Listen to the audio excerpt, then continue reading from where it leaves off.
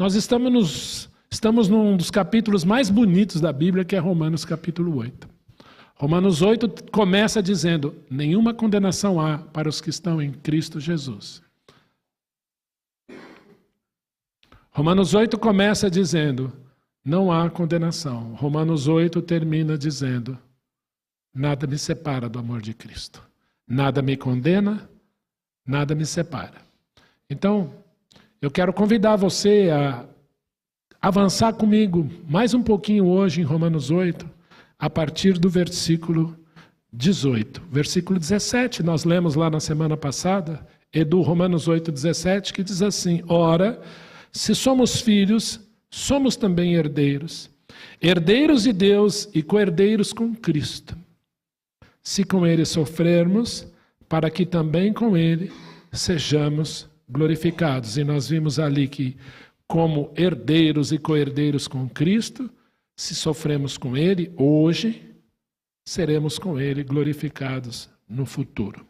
E aí então nós começamos a falar do versículo 18, que diz assim: porque para mim, tenho por certo que os sofrimentos do tempo presente não são para comparar com a glória por vir a ser revelada em nós. Eu queria aqui fazer uma pergunta: quem aqui sofreu recentemente? Pode ser uma perda, uma dor, um infortúnio, qualquer coisa. Eu passei por um sofrimento, pastor. Olha aí, bastante mãos levantadas. E a Bíblia diz que os sofrimentos do tempo presente, os sofrimentos que nós temos hoje, não se comparam com a glória a ser revelada em nós. Depois vale a pena, segundo aos Coríntios, capítulo 1, versículos 3 em diante, que diz que se nós participamos dos sofrimentos, das tribulações, nós participamos de igual forma, da consolação que o Senhor nos dá. Olha que interessante isso. Se nós sofremos hoje, muito maior será a glória no futuro. E não vai ser proporcional. Meus irmãos, vai ser muito maior. Para pensar que nós temos um sofrimento que vai do ponto A até o ponto B. O sofrimento começa e termina nessa vida. Alguns sofrem até o dia que o Senhor leva. Mas mesmo assim termina, e quando nós estamos na glória do Senhor, quando Ele vier na sua glória, na ressurreição dos justos, no arrebatamento da igreja, muito maior será a glória revelada em nós, e por toda a eternidade. E nós sofremos hoje? Sim, olha lá o versículo 19. A ardente expectativa da criação aguarda a revelação dos filhos de Deus. Que interessante, olha aí. A ardente expectativa da criação aguarda a revelação dos filhos de Deus.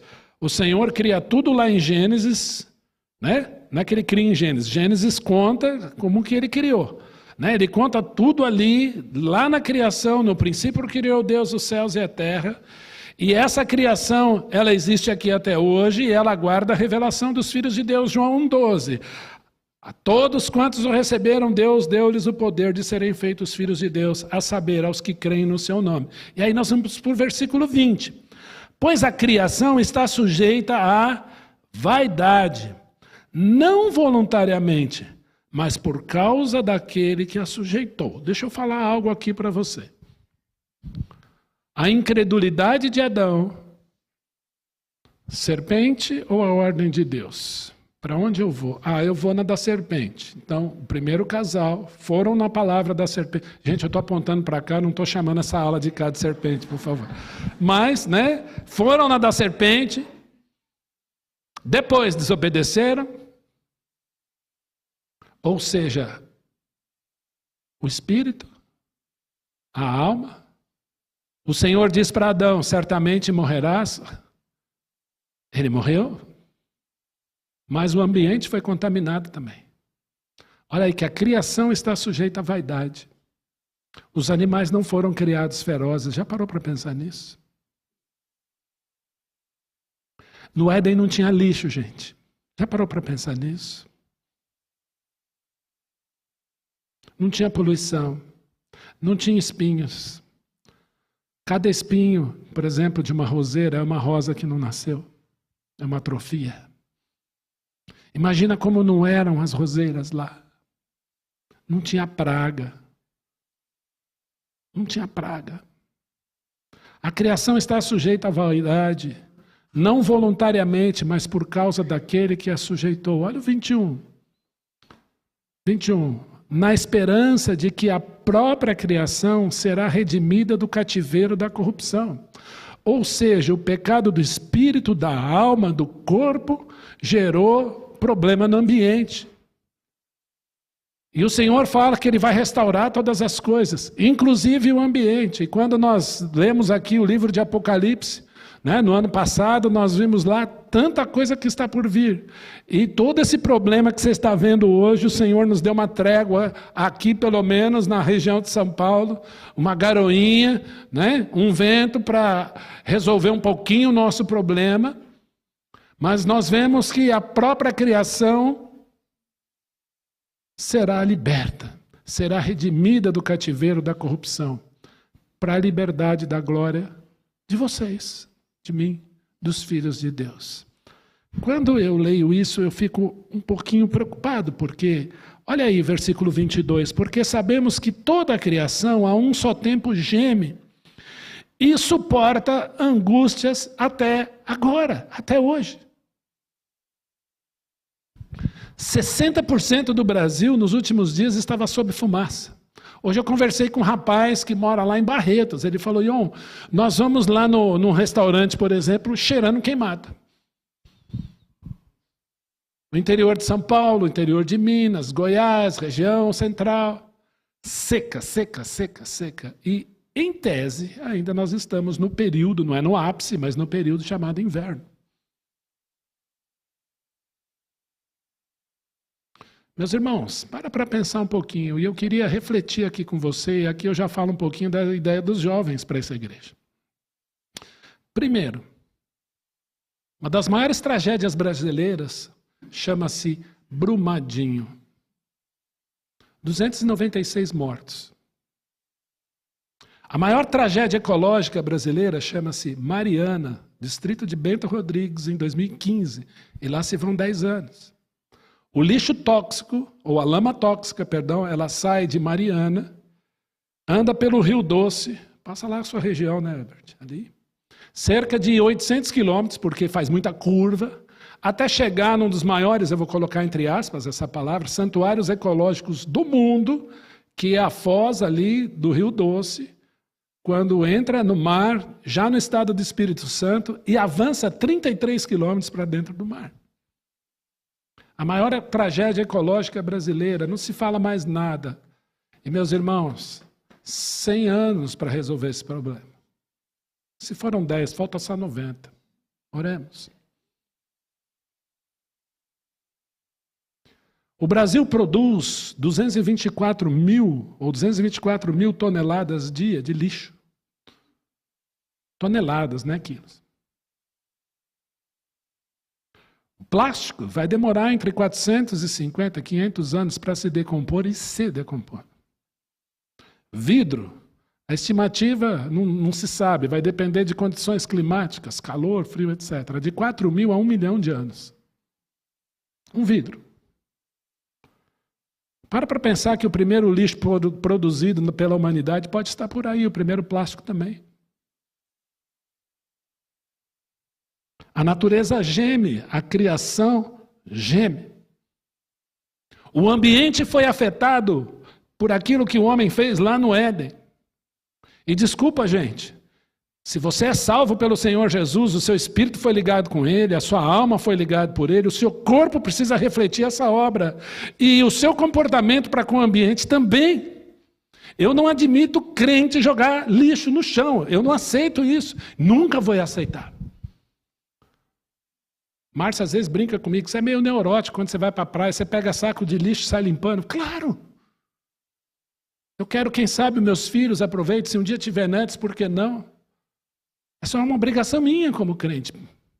Ah, mas você não vai mudar o mundo. Mas aquele pedaço vai estar limpinho. Eu tenho obrigação de cuidar dele.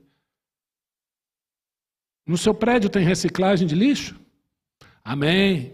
Se você mora em prédio, faça isso. Você costuma reciclar lixo? Amém. Nós vamos fazer isso na igreja, viu? Então, iniciativa dos jovens, ao término do culto, eu vou passar o questionário de vocês. Nós sentamos juntos para falar disso. Vocês têm ideia de quantos copinhos nós gastamos por semana? Não vou falar, mas eu vou chutar para vocês. É mais do que um pacotinho inteiro, por domingo.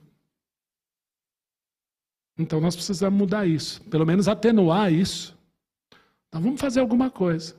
Vamos colocar os lixinhos coloridos. É a nossa forma de contribuir. Meus queridos, deixa eu dizer uma coisa para vocês, você pode até achar radical. Um dos nomes do diabo é Baal-zebub, que significa literalmente o senhor das moscas que voam em volta das fezes. Quando nós jogamos lixo no chão, nós estamos adorando a quem? Isso é sério. A criação geme e suporta angústia. E nós precisamos adorar o Senhor cuidando também da nossa casinha aqui que Ele nos deu. Nós aprendemos aqui que nenhum lugar desse universo é como esse planeta aqui. Deus nos preparou um lar para nós morarmos. E não obstante o pecado do homem, o planeta ainda é bonito. É inevitável o que vai acontecer. É inevitável o Sol queimar 1/3 do planeta. O mar se transformar em sangue. É inevitável. Isso está na Escritura. Mas você tem responsabilidade, eu também. Ah, Jesus vai voltar, então eu não preciso evangelizar mais, porque Ele sabe quem vai para o céu, quem vai para o inferno. Então, não, ide por todo mundo. Ele mandou. Nós temos responsabilidades. Nós vamos chamar de mordomias, porque somos mordomos dEle. Oikonomos, daquilo que Ele nos deu. Nós precisamos pensar nisso. Então, meus queridos, nós vamos mandar um questionáriozinho aí para você. Responda com carinho. Você não vai gastar 30 segundos, eu prometo. Qual é a nossa ideia? Será que nós vamos trazer garrafinha, um copo, vamos fazer um armário, cada um tem o seu? Nós vamos pensar junto. Mas nós precisamos cuidar um pouquinho mais e fazer a nossa parte como IPBI. Porque a natureza geme e suporta angústias até agora. Meus irmãos, eu podia contar muitos casos aqui, mas eu vou me referir a um. Estava de férias, na praia, num lugar bonito, com os meus filhos, eles eram pequenininhos. Era um saco assim, ó, desse tamanho, de um salgadinho que a moça estava comendo, ela jogou no mar. Aí eu peguei, moça, a senhora esqueceu, deixou cair. Tudo bem que eu fui um pouquinho cínico. Ela virou para trás, falou tanto nome feio para mim que eu jamais falaria aqui. Mas não teve problema, eu dobrei, achei o primeiro lixo e joguei. Somos crentes. Eu sei que são lições práticas para nós, mas a natureza geme. Nós temos obrigação de cuidar pelo menos um pouquinho do que o Senhor nos dá. Amém? Vamos caminhar. Embora a natureza esteja gemendo, nós temos um espírito, uma alma, um corpo regenerado. E Ele, o Senhor Jesus, como está escrito, restaurará todas as coisas. Amém? E aí vem o versículo 23. E não somente ela, a criação, mas também nós, que temos as primícias do Espírito, somos habitação do Espírito, igualmente gememos em nosso íntimo. Gememos em nosso íntimo. Eu, quando leio esse texto, eu me pergunto se é gemer de sofrimento ou às vezes de dor, porque às vezes dói, né? E aí, aguardando a adoção de filhos. Nós já somos filhos, Ele já não nos olha como filhos. Mas o que Ele promete? Espírito, alma, agora a redenção do nosso corpo. Não vou falar de ter cabelo, tá bom, gente? Isso já está mais que profetizado. Mas o que eu quero dizer para você é que a redenção do nosso corpo será completa e completíssima. E nós adoraremos ao Senhor a eternidade adentro, com 100% do dinamismo da obra da criação em Cristo Jesus a nosso favor, espírito, alma e corpo. Porque na esperança fomos salvos. Ora, a esperança que se vê não é esperança, pois o que alguém vê, como espera? Mas se esperamos o que não vemos, com paciência o aguardamos. Quando Jesus morreu na cruz do Calvário por você, quem aqui já era nascido, levante a mão. O Vanderlei brinca, né? Velho é o mundo, quando eu nasci já estava aí. Não é assim que você fala?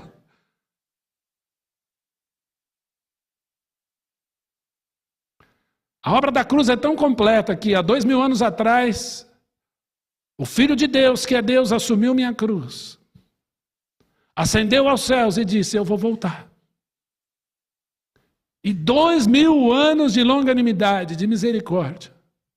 Então tenha paciência, tenha esperança. Cristo voltará, porque Cristo em nós é a esperança da glória. Amém? E aí vem o versículo 26, nós vamos ler até o 30 hoje. O versículo 26 diz assim, também o Espírito, semelhantemente nos assiste em nossa fraqueza, porque não sabemos orar como convém, mas o mesmo Espírito intercede por nós, sobremaneira com gemidos inexprimíveis. Eu gostaria de gastar aqui uma aula inteira só nesse versículo. Esse versículo é lindo, mas como é um sermão, eu não quero cansar vocês. Mas guarde esse versículo que tem lições preciosíssimas aqui. Primeiro, também o Espírito, em meio a todo esse caos que a criação passa, a nossa ardente expectativa de que o Senhor restaure todas as coisas, a adoção de filhos, a restauração do nosso corpo. Hoje, esse Espírito, da mesma maneira, semelhantemente, nos arrebata, nos toma, ele harpasso, ele nos toma pela mão na nossa fraqueza. Porque não sabemos orar como convém. E aqui eu já vi muitas explicações. Eu já vi assim, quando você começa a orar, o Espírito começa a traduzir, né, como se fosse lá o intérprete, porque olha, ele não sabe orar direito. A Bíblia não diz isso. A Bíblia fala que a nossa maneira de orar não convém.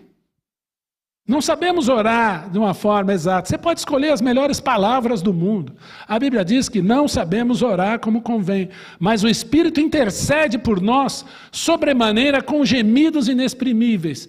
E desculpa, gente, quem faz os gemidos inexprimíveis é o Espírito, não é você. Eu já vi crente, não, eu estou fazendo gemidos inexprimíveis. O que é isso? Olha a Bíblia, rapaz. Quem faz é o Espírito Santo de Deus. E aí, eu lembro de algumas passagens da Bíblia. O Senhor Jesus está andando, aqueles dois cegos começam a clamar, Jesus, tem misericórdia de nós. E Jesus vai até eles. Qual é a pergunta que Jesus faz? O que vocês querem? Eles não estavam gritando assim, Senhor, vem abrir os nossos olhos, nós queremos enxergar de novo. Não, eles clamaram por misericórdia. Muitas vezes nós não sabemos o que nós queremos. Já parou para pensar nisso? E o não saber orar como convém, muitas vezes nós não sabemos o que está acontecendo. Mas estamos angustiados, nós oramos, nós clamamos, e você pode ter certeza, naquele momento que você faz isso, o Senhor arrebata você na sua fraqueza. Jesus fala, o que quereis que eu vos faça? Porque num primeiro momento parecia que eles não sabiam. Nem sempre nós sabemos. E a Bíblia diz que o Espírito Santo intercede por nós, e ele faz essa intercessão segundo a vontade do Pai. Segundo a vontade do Pai, é que ele intercede por nós. Olha aí o versículo 27.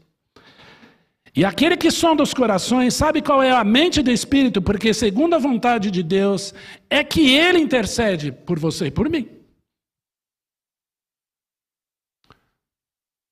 Às vezes você está orando assim, Senhor, eu preciso de uma bicicleta para chegar mais rápido ao trabalho. E o Espírito Santo de Deus, de alguma maneira, fala, Senhor, dá um fusquinha para ele está precisando. É segundo a vontade de Deus que ele intercede. Senhor, me dá paciência para aguentar o irmão fulano. O Espírito Santo de Deus faz assim.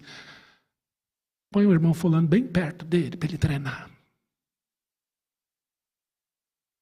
Ou não é assim? É segundo a vontade de Deus que ele intercede. Um dos maiores exemplos, deixa eu reformular. O maior exemplo que eu tenho de oração é o Senhor Jesus. Porque ele saía para o monte e ele ia orar. Porque quando ele orava, nós vemos que Jesus tem embates depois, espirituais grandes. E ele orava. Mas a oração que mais assim me intriga, me faz pensar, é a oração do Getsemane. Eu andei no Getsemane em 2015. Há oliveiras no Getsemane que são do templo de Jesus, que são testemunhas que o mestre passou por ali. Nós vimos. Oliveiras antigas. E Jesus está naquele lugar chamado Getsemane, que é o lugar da prensa do azeite. Ele que vai ser a nossa luz, Ele que vai pensar as nossas feridas, é Ele que dá sabor à sua vida. E Jesus está ali, no primeiro momento ele ora, Senhor, se for possível, passa de mim esse cálice. Que cálice é esse? Senão o cálice da ira do Senhor, que ele ia beber. No segundo momento ele ora, Senhor, se for possível, afasta de mim esse cálice.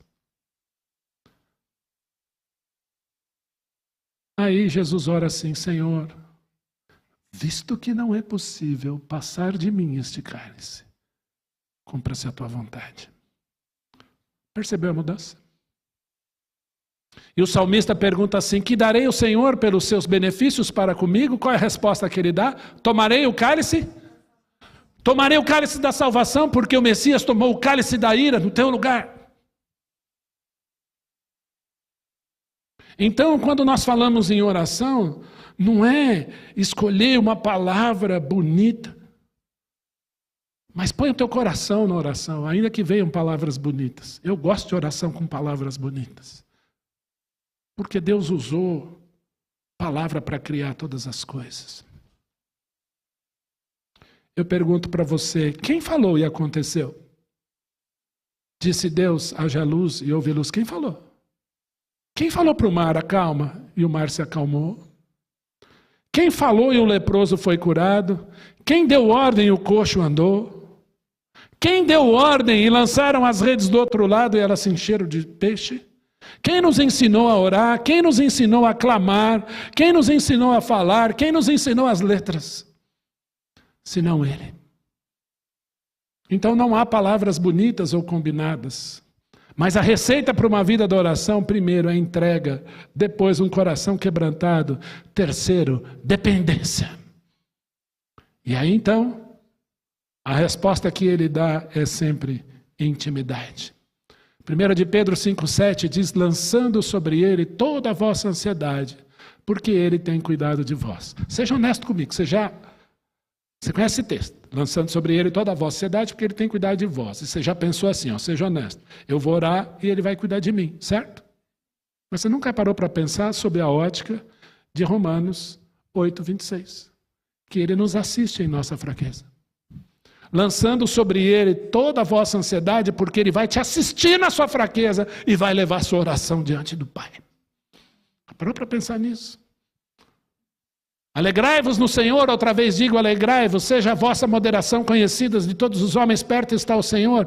Não andeis ansiosos de coisa alguma, fazei conhecer diante de Deus as vossas petições, pela oração, pela súplica, com ações de graça. E a paz de Deus, que excede todo entendimento, guardará o vosso coração e a vossa mente em Cristo Jesus. Porque o Espírito de Deus me assiste em minha fraqueza e intercede por mim, sobremaneira, com gemidos inexprimíveis. A resposta é a intimidade. E aí nós vamos no versículo 28. Vamos ler juntos esse versículo 28? 29, perdão. Não, é o 28 mesmo. Vamos lá. Sabemos que todas as coisas cooperam para o bem daqueles que amam a Deus, daqueles que são chamados segundo o seu propósito. Todas as coisas cooperam para o bem. Ponto. Não. Daqueles que amam a Deus. Se você ama a Deus, tudo que acontece na sua vida é para o teu bem. Daqueles que são chamados segundo o seu propósito. Não só amar a Deus, mas é chamado segundo o propósito dele. Todas as coisas cooperam para o seu bem. Eu lembro muito, Rogério, eu vou te pedir licença para falar da mamãe. A Sandra sempre dizia que a vida do crente é uma constante vitória, não obstante as aparentes derrotas. E a vida daquele que não tem Jesus é uma constante derrota, não obstante as aparentes vitórias. Eu sempre guardei isso para mim. Meus irmãos, vamos terminar? Porquanto, essa foi aquela aula lá que nós demos, né, Marcos? Quem assistiu a aula do Marcos hoje lá? Vocês viram sair raio da minha mão lá hoje? Então, porquanto aos que de antemão conheceu, também os predestinou para serem conformes à imagem do seu Filho, a fim de que ele seja primogênito entre muitos irmãos. E aos que predestinou, a esses também chamou, aos que chamou, a esses justificou, e aos que justificou, a esses também glorificou. Quando nós olhamos para esses dois versículos, a nossa tendência é assim, ó. Antes de haver mundo, ele nos conheceu. Aí depois ele predestinou. Aí depois nos predestinou para sermos conforme a imagem do Filho, e aos que predestinou, a esses chamou, aos que chamou justificou, aos que justificou glorificou. A gente olha a vida assim, linear, né? Gênesis, Apocalipse. E aí você começa a ler a Bíblia, você começa a se assustar, porque a Bíblia diz assim que de eternidade a eternidade, eu sou. Que a eternidade é criatura dele. Que ele conhece todos os astros por nome. E não falta um sequer. Que antes de Gênesis 1:1, ele era. Antes de mim, disse o Senhor, Deus nenhum se formou e depois de mim nenhum haverá. Então nós precisamos olhar para esses versículos, para esse texto, sob a ótica do Senhor e pela fé, porque para Ele tudo é presente. É aqui agora, tá! Nosso Deus é atemporal, Ele é Senhor. Didaticamente Ele nos contemplou antes da fundação do mundo, mas tudo converge para o Senhor Jesus Cristo. E eu gosto muito daquele hino. Não sei porque o amor de Deus a mim se revelou, mas eu sei em quem tenho crido. Deu para entender? Tudo é na pessoa do Filho, tudo é no Senhor Jesus Cristo, que é de eternidade a eternidade. Ele é o eu sou. E você, um dia, foi chamado para viver para Ele, porque Ele te conheceu, e Ele te predestinou, justificou e glorificou. Assim. O sangue de Jesus era conhecido antes da fundação do mundo. Às vezes nós somos bombardeados com algumas perguntas, né? Se Deus sabe todas as coisas, por que Ele criou Adão sabendo que Adão iria pecar? Quem já ouviu essa pergunta? Qual é a resposta?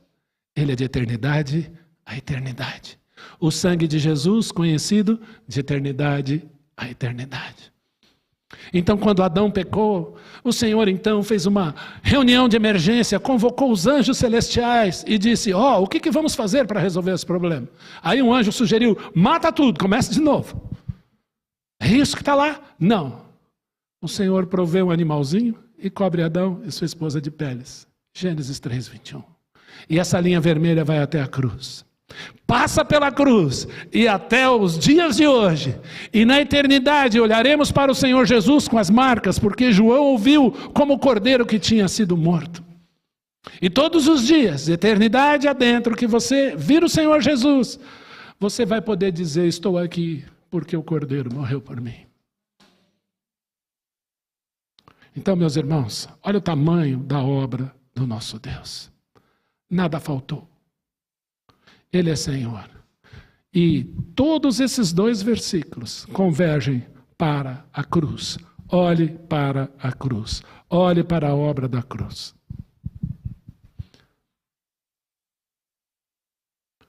Estou terminando. Uma vez alguém perguntou numa sala de adolescentes: o que é o tempo? E cada um ia dando a sua opinião. Tic-tac, cada um ia falando. É areinha descendo, né? De um lado para outro, na ampulheta. Cada um foi falando. Começo, meio e fim.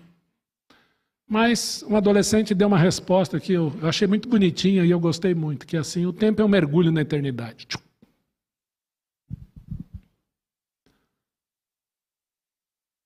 E eu não consigo olhar para a cruz sem ver a eternidade nela. Porque o meu Senhor Jesus está com braços abertos para a esquerda e para a direita. De eternidade a eternidade, dizendo, convidando o pecador, vem. Dizendo para os seus filhos, eu paguei o preço da sua vida na cruz. Agora pare de andar do seu jeito e venha andar comigo. Que Deus abençoe você.